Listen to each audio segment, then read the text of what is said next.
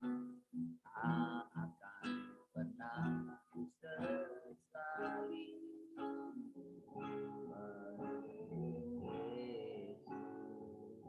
sepanjang hidupku lewati lembah air mata ku saksikan kemuliaan-Mu dinyatakan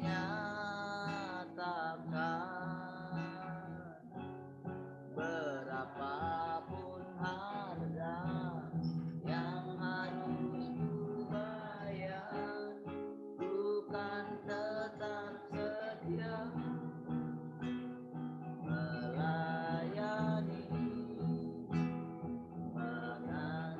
mengasihi-Mu mengiring-Mu seumur hidupku janji-Mu kan tetap ku pegang teguh sampai ku dapat mahkota kehidupan tak akan pernah tak akan pernah sesali Yesus sepanjang hidupku lewati lembah air mata ku saksikan kemuliaan dinyatakan berapapun harga yang harus ku bayar bukan tetap setia melayani mengasihi-Mu mengiring-Mu seumur hidupku oh janji-Mu kan tetap ku pegang teguh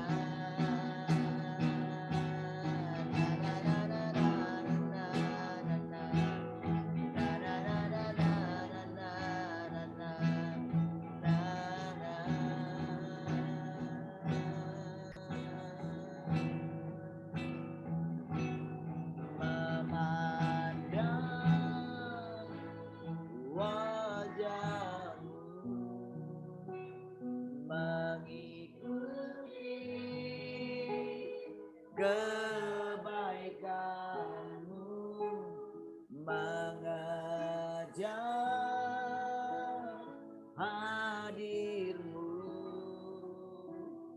dalam hidupku,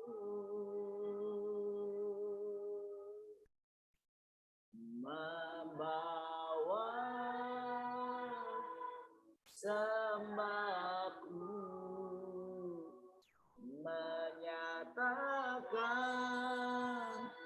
kebesaranmu, mengajak hadirmu dalam hidupku.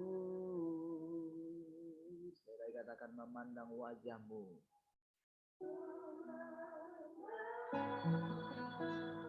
wajahmu, mengikuti kebaikanmu, mengajak hadirmu dalam hidupku,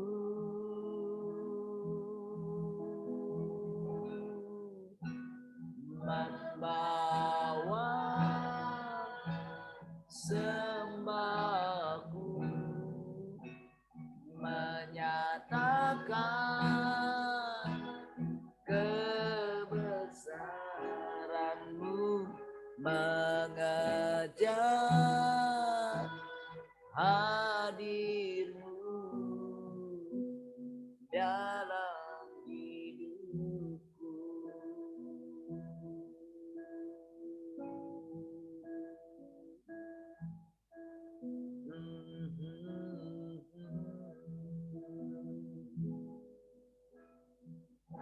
Hanya dengan memandang wajahmu, kami semakin diterangi.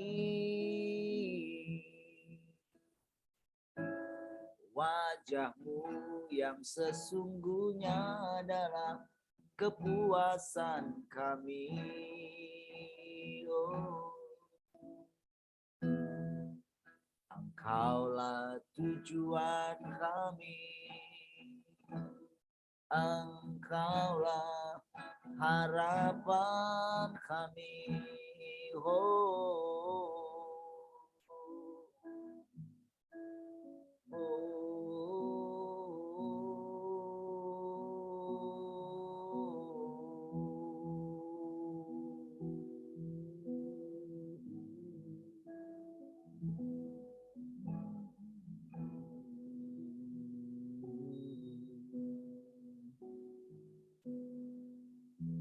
Lord, I come to you. Let my heart be placed in you, flowing from the grace that I found in you. Lord, I come to know the weaknesses I see in me will be stripped away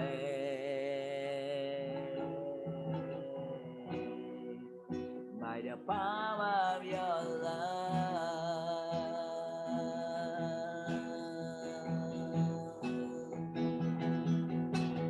Draw me close, let your love surround me. Bring me near,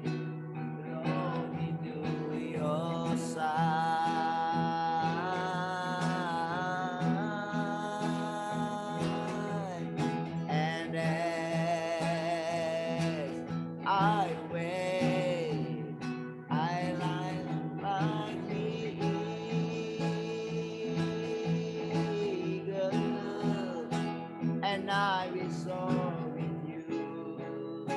Your spirit leads me on by the power of your love.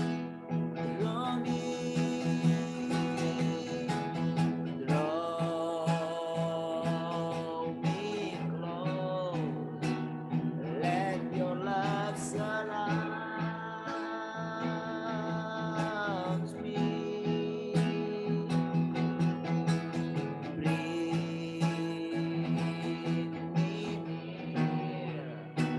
Draw me to your side.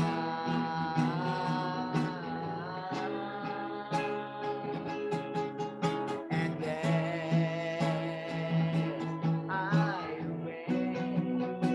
I like the eagle, and I will soar with you. Your spirit leads me on by the power of your love. Bawaku,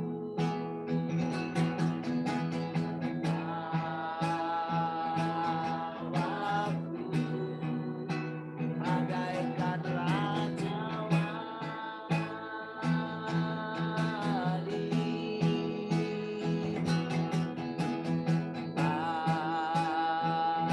Bawaku mendekat padamu. Bukan terbang bagaikan raja wali.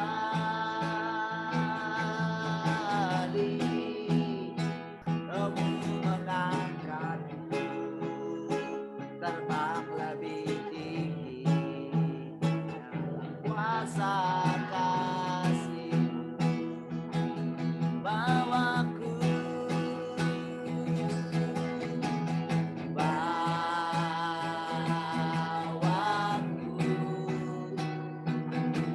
dengan kasih-Mu.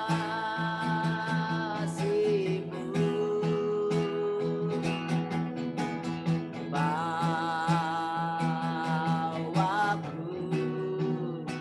mendekat padamu. Bukan terbang bagaikan raja wali.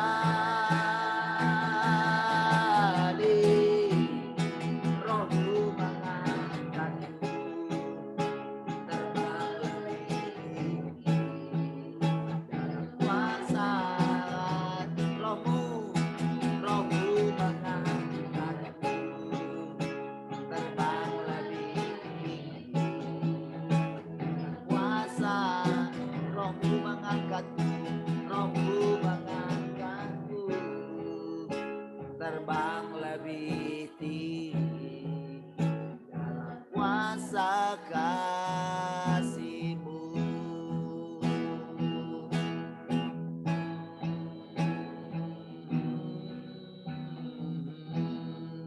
Terima kasih Tuhan, kami bersyukur pagi hari ini.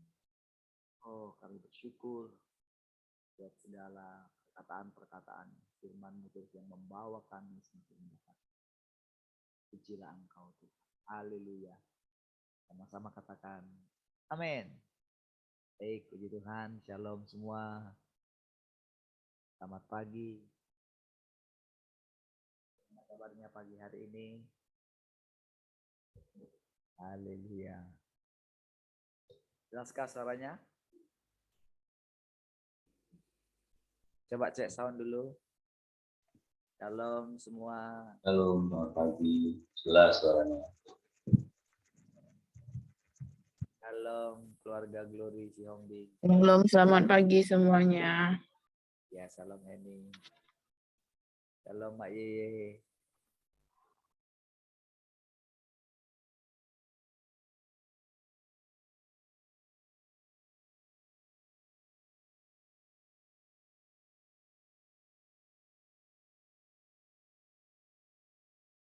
Shalom Mak Yeye.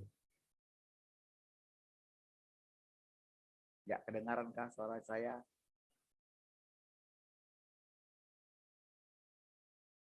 Sehatkah?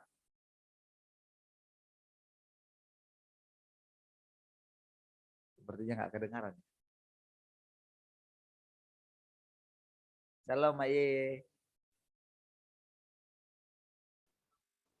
Shalom semuanya. Agak ribut dari masjid.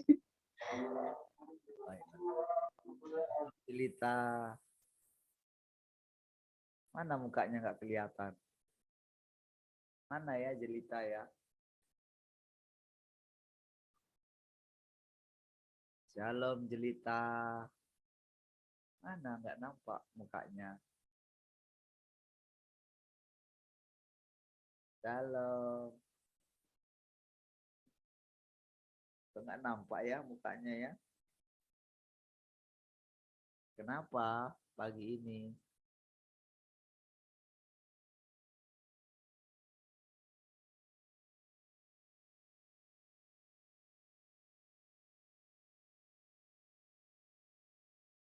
Baik. Puji Tuhan ya. Hah? Ngelek? Oh iya, ngelek ya.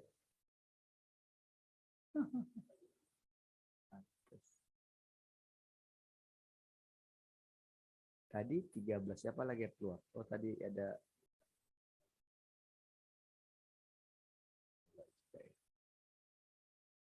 Ternyata sudah. Wow. Iya, suara saya kecil kah? Shalom semua. Suara saya Kecil Pak suaranya. kenapa? Kecil. Yang lain gimana? Tapi saya naikin lagi. Cek satu. Iya. Bisa jadi hilang ya. Bentar ya. Shalom. Cek sound. Tes 1. Oke. Bagaimana sekarang? Oke, Pak. Sudah kencang ya? Sekarang sudah, Pak. Sudah, Pak.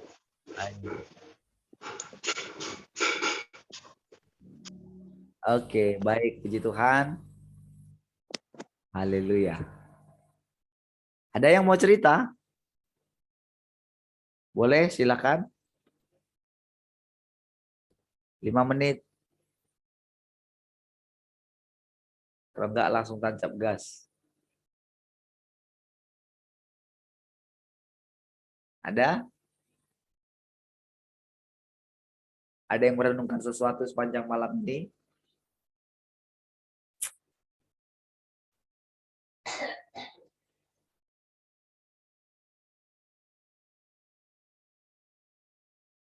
Haleluya. Tak ada? Kalau tak ada langsung tancap gas kita.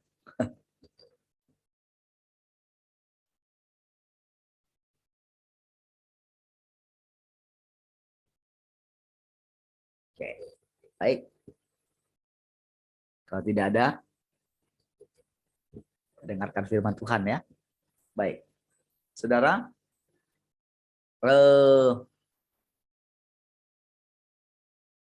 tadi malam kita kembali ini ya.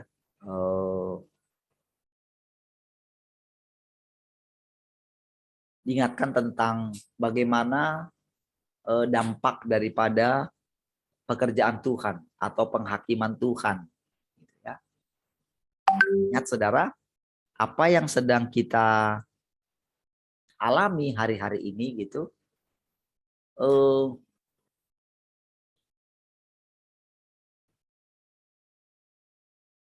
tidak dialami oleh, atau bagaimana ya bilangnya ya,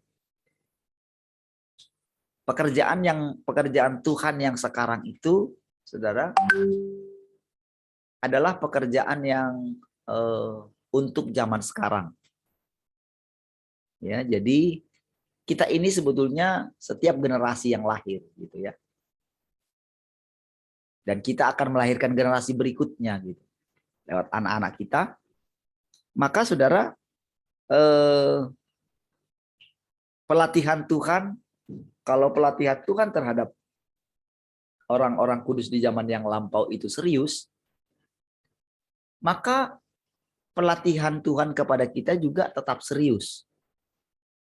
Gitu ya. Nah, mereka sangat ingin rindu ada di zaman kita. Mungkin ada di antara kita yang rindu hidup di zaman mereka, tetapi sebetulnya mereka lebih rindu hidup di zaman kita. Ya, karena pekerjaan yang sekarang itu dulu masih disembunyikan, masih dirahasiakan. Itulah sifatnya Allah. Apa namanya ya? Salah satu karakteristik watak daripada Allah gitu, yaitu dia itu selalu menyimpan sesuatu yang terbaik gitu, bagi berikutnya. Artinya memang yaitu salah satu apa namanya ya? Gimana bilangnya?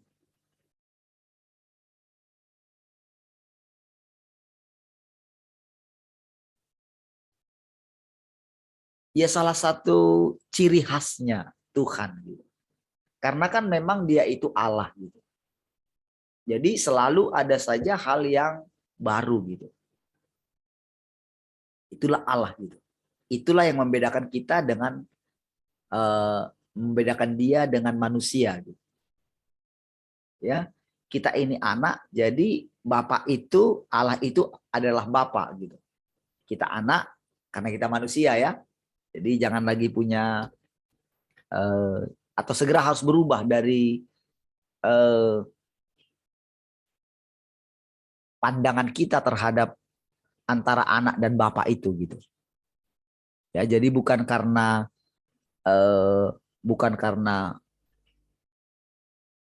kita jadi Allah gitu baru kita jadi anak, bukan. Bukan karena keluarga Allah, jadi kita ini jadi anak Allah gitu ya. Bukan. Untuk sampai ke situ itu tahapan yang panjang sekali gitu. Tetapi tetap sebetulnya kita ini manusia. Itulah rancangannya. Ya, jadi bukan kalau begitu saudara, nanti Lucifer juga kan dia ini sama-sama roh gitu. Ya kan malaikat-malaikat itu kan roh gitu. Sementara kita ini manusia gitu. Yang dipenuhi dengan roh Allah, dihembuskan roh Allah gitu. Tetapi kita tetap manusia karena memang kita dirancang jadi manusia. Ya. Manusia itu adalah, jadi kenapa disebutkan anak? Karena ya kita itu ya posisinya ada di bawah. Karena dia duluan gitu. Dia adalah roh, dia adalah sumber gitu. Jadi manusia ini memang dirancang untuk bergantung sepenuhnya kepada dia. Itu rancangannya. Jadi kalau seorang manusia tidak bergantung kepada Allah, hancurlah dia. Binasalah dia. Itulah rancangan semula terhadap manusia, tentang manusia gitu. Makanya dia wanti-wanti manusia itu jangan makan buah pengetahuan itu. Nanti kamu mati. Kehilangan dengan hubungan dengan Tuhan itu adalah salah satunya. Tetapi mati itu adalah begini saudara. Nanti kamu stres gitu loh. Kamu terlalu apa? Kamu tidak siap untuk itu karena kamu nggak dirancang untuk itu. Kira-kira begitu maksud Tuhan. Kamu dirancang jadi manusia. Jadi biarkan aku, kata Tuhan, yang tahu segala-galanya gitu. Ya, karena aku sumber, kata Tuhan gitu.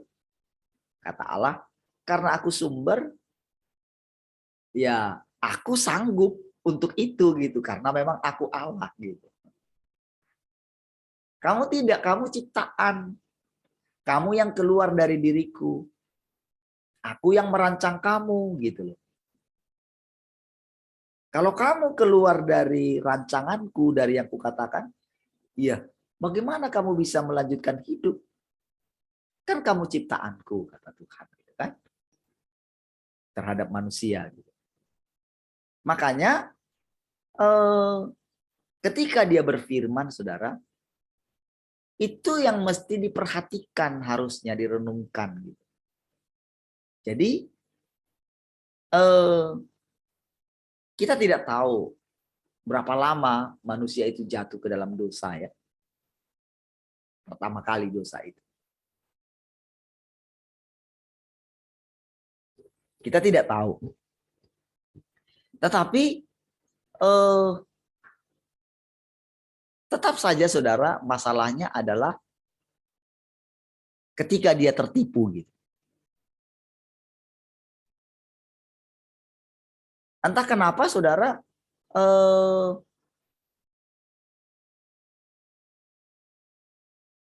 yang tertipu itu sebetulnya bukanlah Adam gitu, tapi Hawa.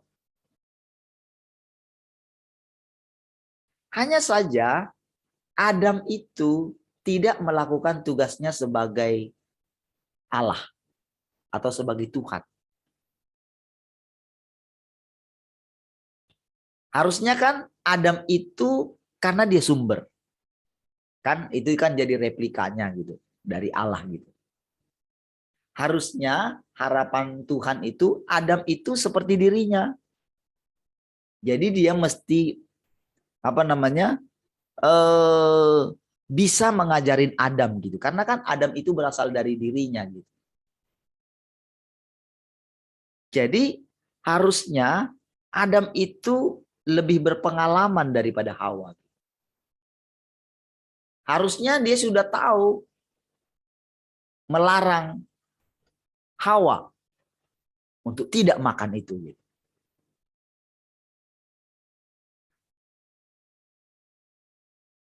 Karena dia yang tahu duluan perkataan itu kan. Itulah harapan Tuhan terhadap Adam. Makanya dianggap itu dosanya Adam gitu. Bukan dosanya Hawa gitu. Karena dia turut memakannya. Harusnya dia bisa nggak makan.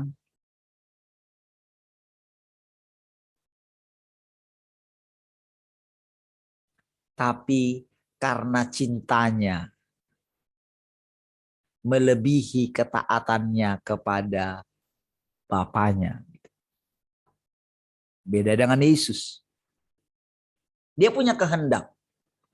Tapi kehendaknya itu saudara diserahkannya kepada Tuhan. Kepada Bapaknya. Kalau boleh Bapa, lalukanlah cawan ini. Tapi jangan kehendakku. Kehendakmu lah yang jadi. Sampai 3 kali dia menaikkan doa yang sama. Ya, itu bedanya. Baik. Sekarang saudara, kita perhatikan perjalanan setelah itu saudara. Kan Tuhan memberikan banyak sekali perintah. Yang harus mereka perhatikan. Oleh karena mereka itu memang meminta demikian. Buatlah aturan-aturan. Tapi tahukah saudara, semakin mereka tahu banyak tentang aturan, justru itulah yang membuat mereka akhirnya menemukan bahwa mereka sudah mati. Jadi saudara, dibutuhkan waktu yang sangat panjang sekali untuk menyadari bahwa semua kita sudah mati. Saudara, kalau kita belum menemukan diri kita ini sudah mati, secara pengertian kita, maka mungkin kita akan menghadapi yang namanya kematian itu sendiri. Ada orang tertentu yang diberikan kesempatan untuk hidup kembali. Jadi ada orang-orang tertentu yang mengalami kematian secara nyata gitu kan. Tapi diberikan kesempatan hidup gitu. Nah, sehingga dia mulai hitungan gitu dengan hidupnya. Wah, aku sudah diberikan kesempatan hidup oleh Tuhan. Berarti, wah, saya nggak mau menyanyiakan lagi hidup saya. Nah, tetapi saudara, tidak semua diberikan itu kepada orang. Ada orang yang benar-benar mati. Tetapi ketika Tuhan Yesus itu naik, mati di atas kayu salib, kan dia bilang sebelum itu bahwa akan tiba waktunya, dan sudah tiba bahwa orang-orang yang mati akan mendengarkan suara Anak Allah. Dan mereka yang mendengarnya akan hidup. Saudara, lalu ada orang yang menemukan kasus dunia orang mati, di mana mereka bisa disembuhkan. Tetapi itu bukanlah sesuatu yang terlalu luar biasa, seperti kita dulu mengalami hal-hal itu gitu. Karena itu hanya membuktikan bahwa firman Tuhan itu betul, bahwa orang-orang mati akan mendengarkan suara Anak Allah. Namun kita tidak boleh akhirnya masuk terlalu dalam ke situ. Itu namanya kita makan pohon pengetahuan. Nanti kamu mati. Kan akhirnya kan orang yang mengalami hal itu mulai menyelidiki terlalu dalam. Bahkan sampai berpikir bahwa setan pun bisa diinjili gitu. Itulah makan pohon pengetahuan. Yang akhirnya apa? Rohnya tertahan di dunia orang mati. Orang-orang yang dilayani dari situ, itu kalau mereka tidak dibimbing oleh firman Tuhan, atau kalau orang yang melayani dia tidak mengalami firman Tuhan seperti sekarang, maka orang itu pasti ada di dunia orang mati. Alih-alih menjadi bertambah baik, malah makin terpuruk. Karena apa? Karena mereka nggak kuat, orang-orang ini nggak akan kuat nanti ketika diserbu oleh dunia orang mati. Ingat, penyerbuannya itu sebetulnya adalah karena melihat hidup di dalam diri orang itu.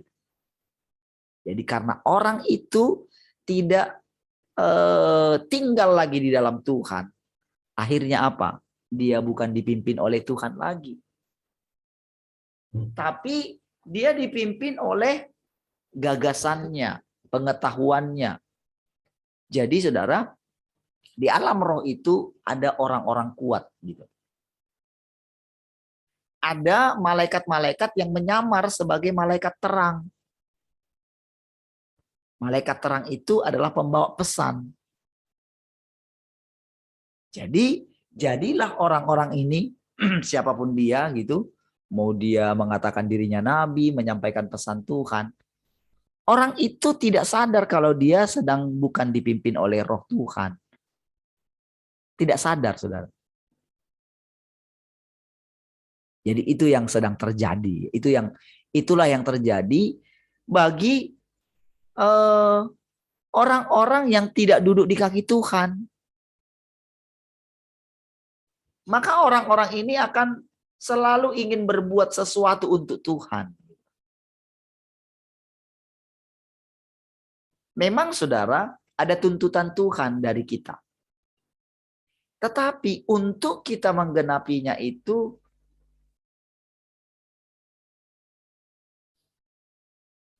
Tuhan yang buat juga. Tuhan yang buat. Tuhan yang mengerjakan. Nah, disinilah saudara, dibutuhkan dari kita itu duduk di kaki Tuhan. Latihan. Dan kita mesti mengerti apa yang sudah kita dapatkan ketika kita duduk di kaki Tuhan. Harus ada hasilnya kelihatan. Dan yang pertama mengetahuinya adalah saudara. Sebelum orang lain. Saudara pasti mengetahui.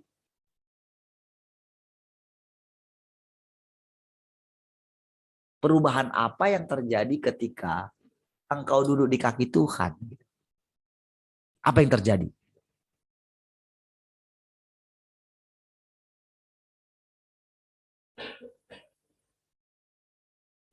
Yang paling pertama saudara ketahui ketika engkau duduk di kaki Tuhan adalah engkau lebih berhikmat. Engkau lebih sabar gitu.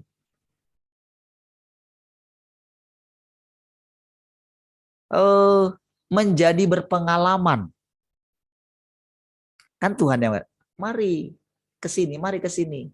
Mari orang yang tidak berpengalaman, marilah datang ke sini. Maka aku akan mengajari engkau dengan hikmat. Jadi hikmat itu datang ketika kita itu duduk di kaki Tuhan. Makanya kita ditarik. Nah, jadi saudara, karena saudara, kita tahu saudara bahwa dunia ini, kerajaan dunia ini akan dibuat mereka itu seperti makin kuat gitu.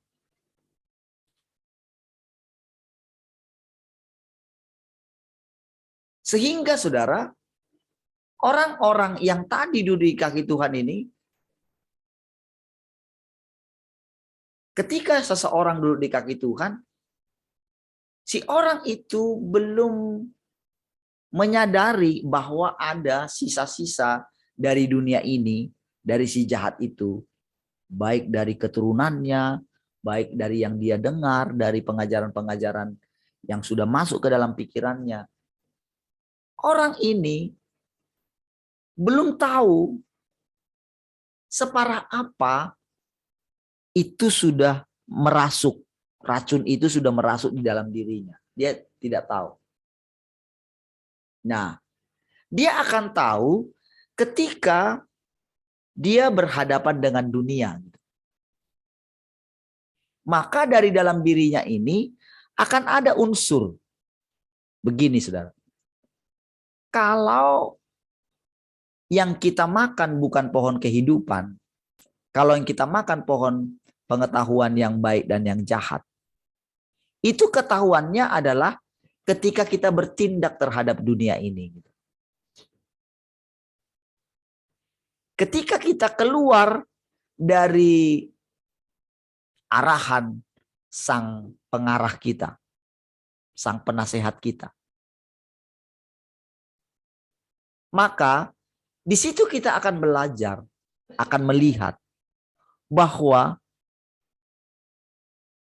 ternyata kita ini masih ada sembrononya gitu. Karena kita keluar dari dia tanpa sadar gitu. Nah, itulah yang dikatakan bagaimana dunia ini itu makin mencapai puncaknya gitu. Dengan berbagai macam apa gitu. Ya, baik dari daya tariknya, untuk menarik perhatian kita gitu. Baik dengan munculnya pengejek-pengejek yang mengejek.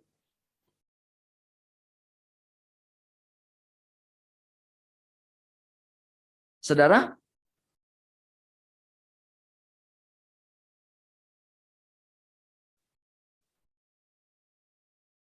Tuhan itu, saudara, dia itu seperti pelatih gitu.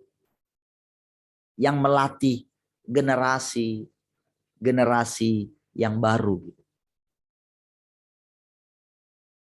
Dan generasi yang baru ini harus mau belajar dari kesalahan generasi yang lama. Tetapi mereka juga harus belajar karena mereka ini juga ada hasil yang sudah mereka peroleh yang menjadi pelajaran bagi kita. Apa itu, saudara? Pengalaman mereka. Jadi saudara, pengalaman para orang-orang kudus ini, saudara, sehingga mereka sampai di situ, itu juga menjadi bekal bagi kita gitu. Tetapi sekarang, karena musuh yang mereka hadapi berbeda dengan musuh yang kita hadapi sekarang. Tingkatannya itu berbeda. Tingkat kelicikannya berbeda, saudara. Maka sang pelatih itu ketika dia sudah mendapatkan kita, karena kita ini sudah menjadi timnya dia untuk memenangkan pertandingan yang terakhir ini gitu. Maka kita harus benar-benar mengikuti disiplinnya dia. Makanya para rasul itu kan mengatakan, jangan menganggap enteng didikan Tuhan.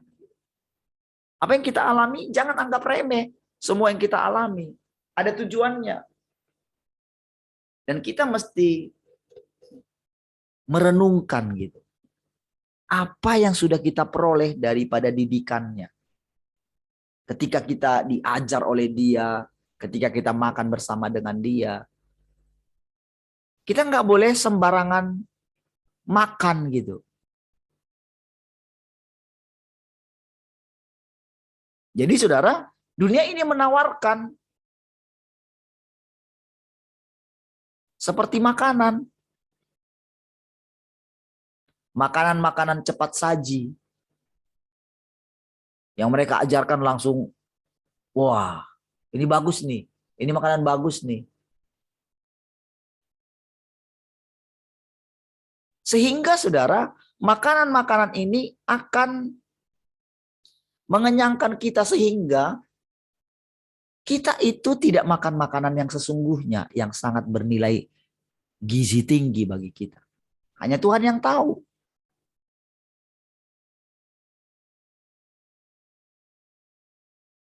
Jadi saudara, harus hanya arahan dari Tuhan saja yang kita dengarkan. Kalaupun ada misalnya kita disuruh memperhatikan, kita harus tanya balik kepada Tuhan. Tuhan, seperti inikah? Misalnya seperti saya sekarang ini ya. Jadi setiap kali Tuhan memberikan misalnya, ya saya nggak bisa terus bilang Tuhan gitu ya. Tapi Tuhan perhadapkan gitu. Jadi kita kan kayak lihat gitu kan, kayak kita berkelana lah ceritanya kan. Kan kita diizinkan oleh Tuhan.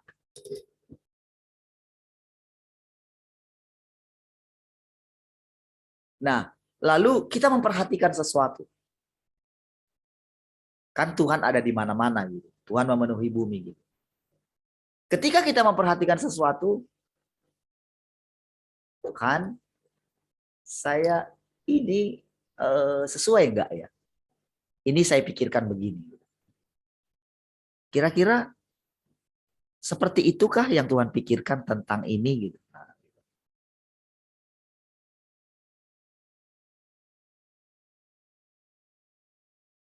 Saudara, Ketika kita itu, saudara. Jadi saudara, dari firman Tuhan yang sudah ada ya, saya sekarang anjurkan saudara download saja aplikasinya.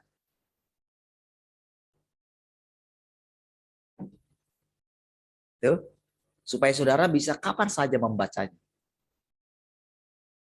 Ya. Dan bahkan ketika kemarin gitu ya, saya apa ya, rasanya untuk buka handphone itu gimana gitu ya, harus jaga-jaga gitu ya, apalagi kalau tidur gitu.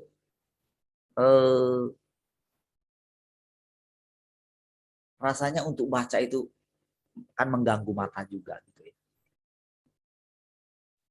sehingga ada kecenderungan nggak usah baca lah, kan Tuhan sudah ada di dalam saya gitu. Saya pikir begitu. Tapi saudara, saya pertimbangkan dalam hati saya. Lalu ya sudahlah, pagi-pagi tadi jam 3 saya baca lagi. Ternyata ada di sana perkataan bahwa ternyata dari semua yang itu memang panjang sekali ya. Kalau kita mau baca itu, wah itu lebih panjang dari Alkitab gitu. Kalau kita baca semua gitu. Dan boleh dikatakan semuanya itu isinya itu ya memang bukan seperti kalau misalnya di dalam Alkitab kan ada cerita-cerita gitu ya. Ada cerita begini gitu kan. Kan kita misalnya satu raja-raja, satu Samuel, itu kan kisah-kisah gitu. Kisahnya Samuel, kisahnya Abraham, itu kan yang mengisi Alkitab sebetulnya. Tapi kalau yang ini tidak, ini berisi perkataan-perkataan Tuhan. Ya, jadi di situ saudara dikatakan bahwa dia mengharapkan kita membacanya berulang-ulang, bahkan mungkin sampai ribuan kali, bahkan sampai engkau menghafalnya. Tapi memang di sisi lain ada dibilang bukan itu tujuan tertingginya. Tujuan tertingginya adalah engkau mendapatkan aku. Jadi saudara, arahan-arahan firman Tuhan itu menjadi apa ya? Menjadi sesuatu yang benar-benar memagari kita gitu. Melindungi kita dari hal-hal tipuan-tipuan dunia ini gitu. Karena tipuan dunia itu ya bukan di luar, tepat di dalam kita gitu. Itu semua gejolak di dalam diri kita sendiri. Jadi saudara, kenapa kita masih bisa hidup sampai dengan sekarang saudara? Kita diberikan waktu, bahkan 1000 tahun gitu. Sebelum kita memasuki langit baru dan bumi baru, sebelum memasuki Yerusalem baru gitu. Kita harus melewati 1000 tahun. Itu waktu yang panjang.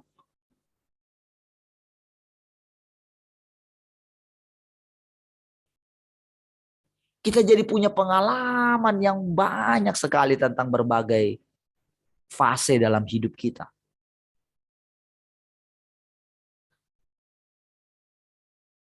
Jadi nasihat-nasihat Tuhan di dalam firman Tuhan itu saudara yang kita dengar setiap hari. Kita mesti benar-benar memperhatikannya. Jangan sambil lalu. Perhatikan bagaimana penerapannya dalam hidup kita.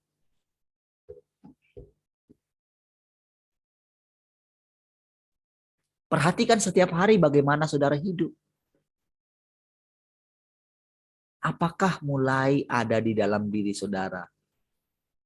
Ada satu keterdesakan katanya. Kalau kita masih menganggap diri kita ya biasa-biasa saja gitu. Kita masih bisa dengan bebas menikmati kebebasan dunia ini gitu. Berarti ada sesuatu yang miss gitu. Kalau di dalam diri kita tidak ada satu tekad berjuang untuk duduk di kaki Tuhan, berarti ada sesuatu yang kurang dalam pengejaran kita akan Tuhan. Cara makan kita salah. Kita makan buru-buru. Kita nggak makan, nikmati setiap firman itu. Karena kalau tidak seperti itu, saudara, kalau kita tidak menikmati setiap perkataan-perkataan Tuhan, lalu kita melihat dampaknya dalam kehidupan kita, maka kita akan kurang penghargaan kita terhadap firman itu.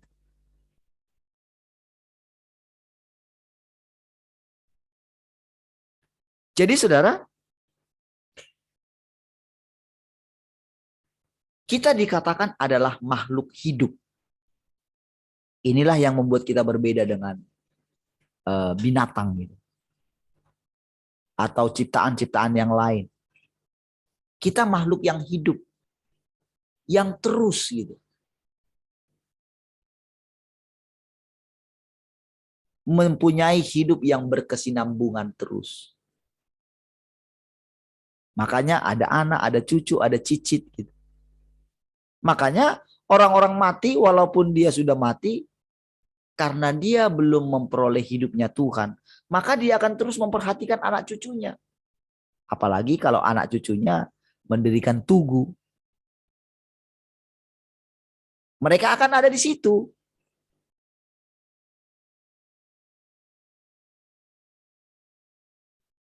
Sampai mereka melihat satu keturunan mereka berjumpa dengan terang. Kalau keturunan mereka ini tidak terus melekat kepada Tuhan, maka merekalah yang menarik keturunan mereka ini, bukan Tuhan. Itu yang terjadi, saudara, antar generasi demi generasi.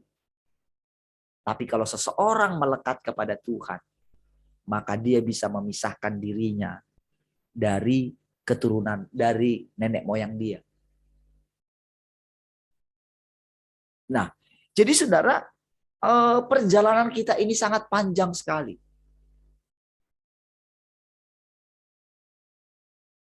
Untuk memisahkan kita. Jadi saudara, orang-orang kuat di atas kita itu, saudara, itu terus ingin menarik kita. Karena mereka itu kekurangan hidup. Mereka tidak memperoleh lagi hidup itu. Jadi ketika kita memperoleh hidup, mereka berusaha menarik kita. Bahkan mereka berusaha mengendalikan kita. Ya. Masa engkau lebih memperhatikan orang lain daripada kami, nenek moyangmu, kira-kira begitu.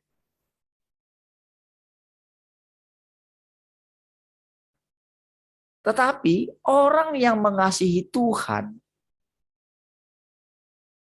itu akan tahu bagaimana cara melepaskan dirinya dari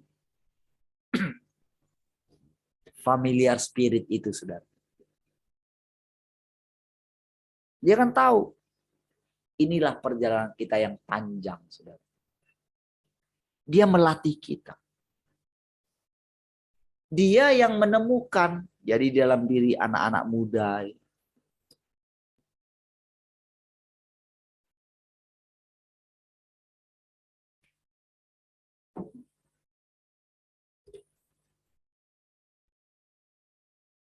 Dia melatih kita seperti seorang pelatih. Pelatih yang tahu. Pelatih yang tahu perkembangan dari musuh yang akan dilawan.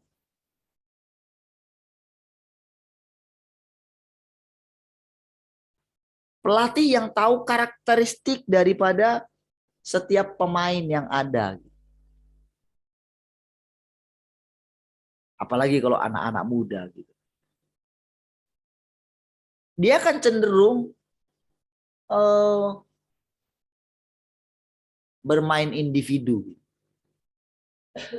Sesuai dengan pikiran dia. Di situ sering berbenturan. Jadi kadang-kadang harus ditegur gitu. Jadi kalau saudara ikuti yang kemarin ya, Jadi yang Asnawi itu kan, ketika dia mengucapkan terima kasih kepada penendang penaltinya Singapura itu ya, yang gagal itu. Wah, itu sangat, ternyata pelatihnya itu tadinya tidak menyadari gitu. Jadi begitu viral gitu, dia perhatikan, wah, sekali lagi kamu buat seperti itu, kamu tidak boleh ada di tim saya. Sekali lagi kamu buat seperti itu, kamu nggak boleh ada di tim saya, atau saya yang keluar dari tim ini. Woi, sedikit. Segitunya kah? Kamu harus menghargai apa namanya ya, perjuangan orang lain.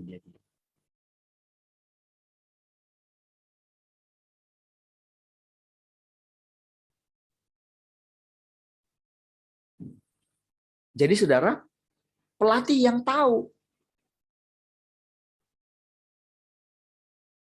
saudara, Tuhan itu seperti pelatih kita. Saudara, kita dipilih di sini, saudara, bukan karena apa yang sudah kita buat kan? Bukan apa yang sudah kita korbankan kan? Kita jauh sekali, saudara. Kenapa kamu nggak bisa duduk?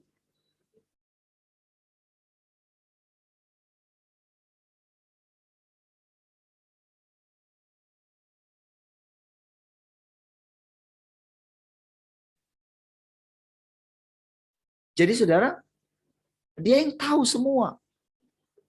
Dia latih kita, saudara. Karena saudara, kita ini dipilihnya bukan karena siapa kita kan? Bukan karena hebatnya kita kan? Dia pilih kita dari, bayangkan, dari miliaran orang. Untuk duduk di kakinya. Untuk dilatih dia. Untuk dipersiapkan dia. Menjadi the dream team, saudara.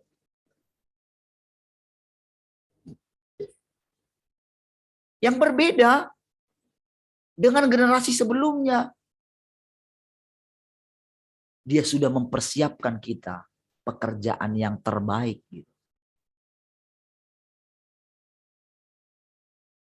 Jadi saudara, apa yang dia berikan kepada kita? Firman yang sudah dilepaskan kepada kita. Yang sudah disampaikan kepada kita. Dia mengharapkan sesuatu dari kita. Jadi kalau ada lagu yang mengatakan, kasih ibu sepanjang kepada beta tak terhingga, hanya memberi tak harap kembali, itu salah. Nggak bisa kayak gitu.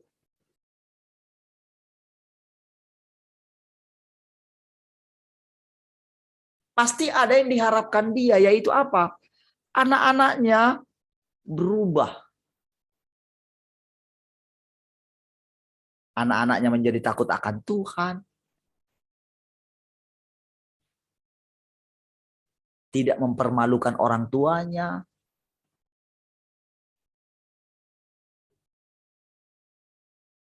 Kalau hanya memberi, ya dia kerjakan semua pekerjaan. Anak-anaknya yang nggak diajar bekerja. Nggak diajar nyuci piring. Nggak diajar apa namanya, nyetrika baju. Nggak diajar masak. Ya hanya memberi. Udahlah biar mami aja yang kerjain semua. Apa jadinya anaknya?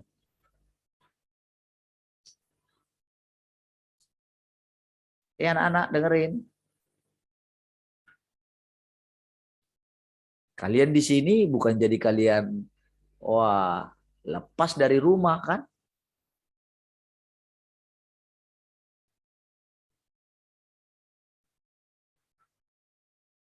Papi mami kirim ke sini supaya apa? Supaya kalian juga belajar di rumah Tuhan. Nanti begitu pulang harapan orang tuanya apa? Sudah tahu masak.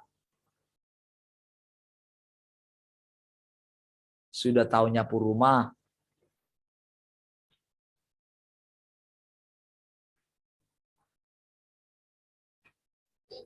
sudah bisa makin lepas dari handphone. Ada dong hasilnya. Kalau nggak ada, ngapain di rumah Tuhan?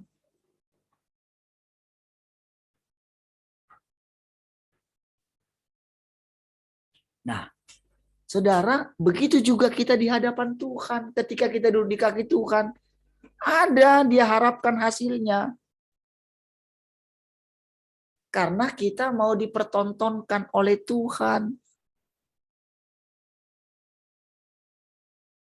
Karena kita ini mau jadi kayak etalasenya Tuhan.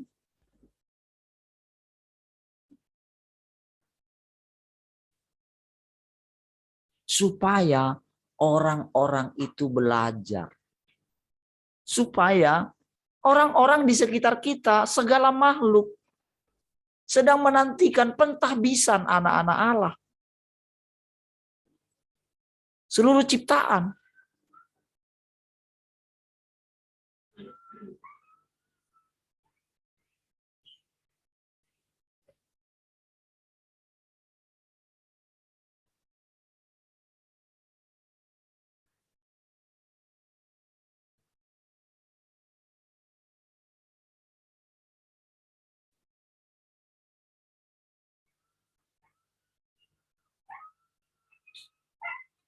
Nah, saudara,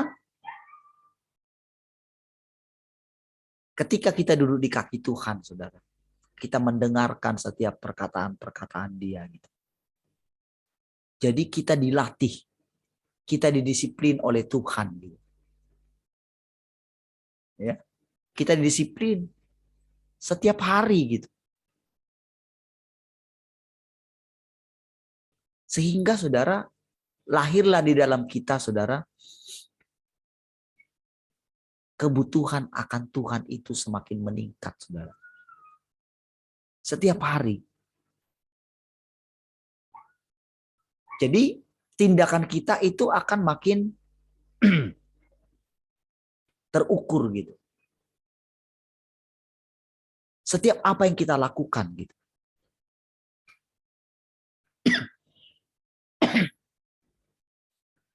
Hidup itu makin lama makin kuat di dalam kita.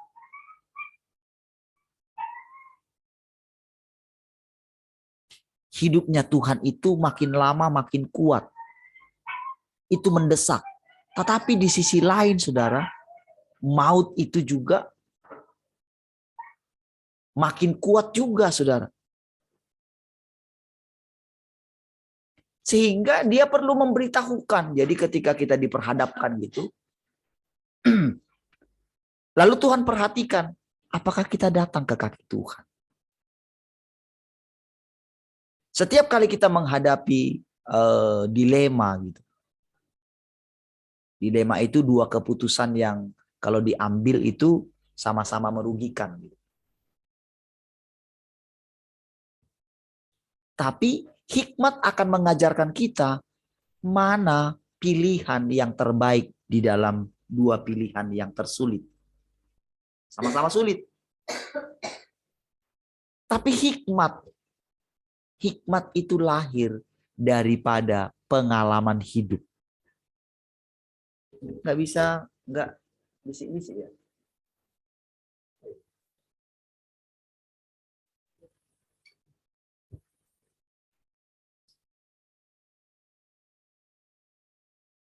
Kalau nggak keluar aja lo kamu bayar.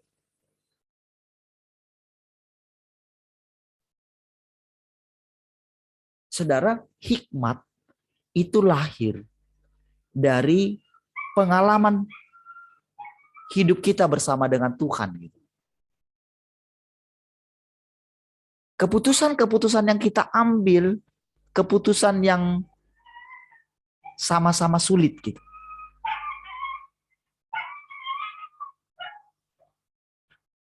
Sama-sama sulit keputusannya.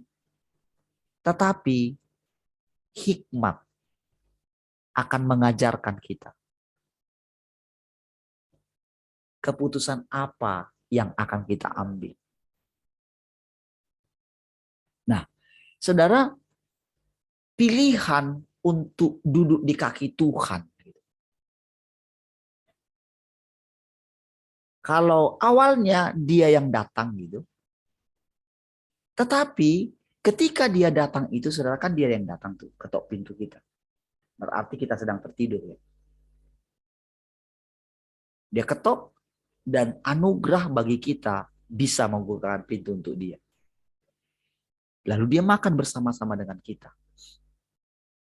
Lalu kalau kita ketika kita bercerita dengan dia, lalu kita lihat, wow, dia tahu segalanya tentang hidup saya.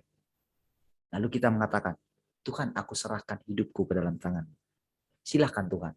Ini kan rumahmu Tuhan. Ini kan dalam kita ini yang sedang kita katakan. Ini kan tubuhku, ini rumahmu Tuhan. Tuhan, selama ini aku ngurus rumahku ini, aku tidak inilah, apa namanya, kau lihat sendirilah. Ketika Tuhan memperhatikan hidup kita gitu ya, dia perhatikan di sana sini, kekotoran-kekotoran, ada sampah di sana sini gitu ya. Lalu dia bantu membereskan. Gitu. Oke, dia bantu bereskan rumah kita dan kita lihat rumah kita mulai indah gitu. Rumah dalam hati kita ini ya. Kita mulai memperhatikan. Kalau tadinya kita biarkan saja kotoran-kotoran, sampah-sampah berserakan di mana-mana di dalam rumah kita ini, lalu Tuhan membersihkannya gitu. Lalu indah gitu. Ya. Lalu wah, indah ya Tuhan. Jadi Tuhan punya tempat duduk di dalam hati kita gitu ya. Wah, coba kamu lihat sekarang. Bersih kan? Indah kan? Nah, kita jadi enak bicara nih. Lalu saudara, kita melihat itu hari demi hari. Apa yang diharapkan oleh Tuhan? Ini kan rumahmu. Ini kan hadiahku bagi engkau. Sekarang kan yang diharapkan Tuhan, saya ikut merawat rumah itu. Merawat rumah saya, rumah hati saya.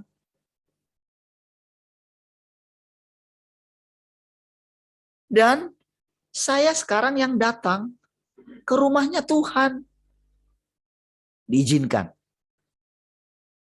Kan dia bilang kan, aku akan masuk dan aku akan bawa dia kepada Bapakku, katanya gitu kan. Artinya kan kita dibawa ke rumahnya. Nah, kamu lihat nih rumahku. Coba kamu lihat. Kamu nyaman kah? Indah kan? Gimana perasaan ketika engkau ada di rumahku? Jadi saudara, ini yang diharapkan oleh Tuhan. Jadi bukan hanya dia yang datang ke rumah kita. Dia itu merendahkan diri loh datang ke rumah kita yang kotor tadinya. Rumah kita yang sangat sederhana atau yang gimana ya? Yang tak ada kehidupan di sana. Dia mau datang, dia kasih kehidupan di sana. Tapi Tuhan mengajak kita ke rumahnya. Dia tembus kita. Pokoknya udah semua dosamu aku anggap nggak ada. Justru kamu yang harus menjaga hatimu. Supaya kamu itu bisa,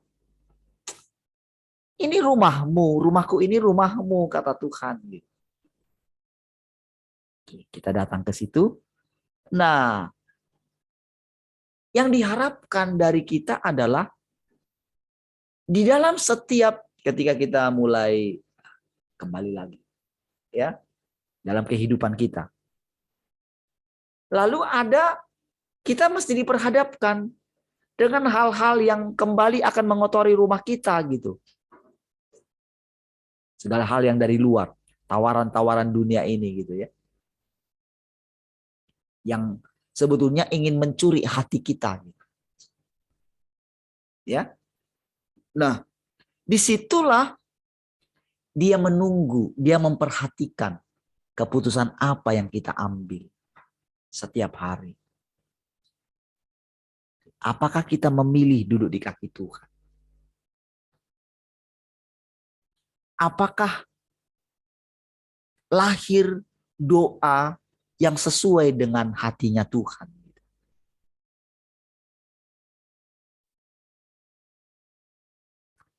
Saudara, ketika kita mulai kan kita sambil dibaharui nih setiap hari. Lalu ketika kita melihat sekeliling kita, kan kita masih hidup bersama dengan generasi kita yang lain. Nah, dia tunggu dari kita. Sekarang saudara, setiap kali saya bersekutu mulai doakan saudara. Saya mulai perhatikan, kenapa kemarin itu kurang ya? Kenapa sekarang mulai ada gitu? Saya coba perhatikan. Karena saudara itu adalah kekuatan saya. Jadi begitu semakin banyak orang yang bersungguh-sungguh di dalam pencarian mereka akan Tuhan, maka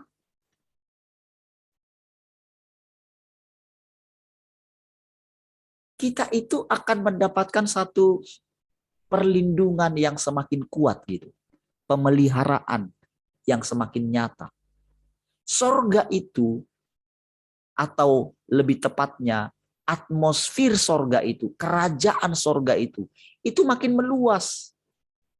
Kita seperti membangun tembok gitu, yang kuat, yang kokoh. Kita seperti membuat satu jaring untuk menangkap banyak orang. Orang-orang yang mungkin sudah sangat rusak. Tidak tepat lagi disebut sebagai manusia gitu. Karena mereka sangat kotor gitu. Mereka sangat rusak. Lalu kelompok ini yang dibangun oleh Tuhan itu, yang ada di mana-mana nanti. Itu seperti jaring yang kuat yang menarik banyak orang kepada Tuhan. Tetapi kita yang tahu bahwa kita itu sudah sanggup ke sana adalah Tuhan. Tetapi ada laporan yang kita buat. Seperti Tuhan melaporkan. Telah tiba waktunya, Bapa, permuliakanlah anakmu. Berarti saudara, dia itu sudah siap untuk segala konsekuensi yang akan dihadapinya. Nah, inilah yang diperhadapkan kepada kita, saudara. Ketika kita mulai beranjak gitu loh. Ini hasilnya yang diharapkan Tuhan. Jadi kita ini bukan hanya menikmati dia. Tetapi saudara, wataknya dia. Yang aslinya dia. Yang dia tidak menghendaki kematian satu orang fasik pun. Yang sampai dia rela meninggalkan 99, dia cari satu yang tersesat. Itu wataknya Tuhan. Dan itu harus ada di dalam kita, saudara.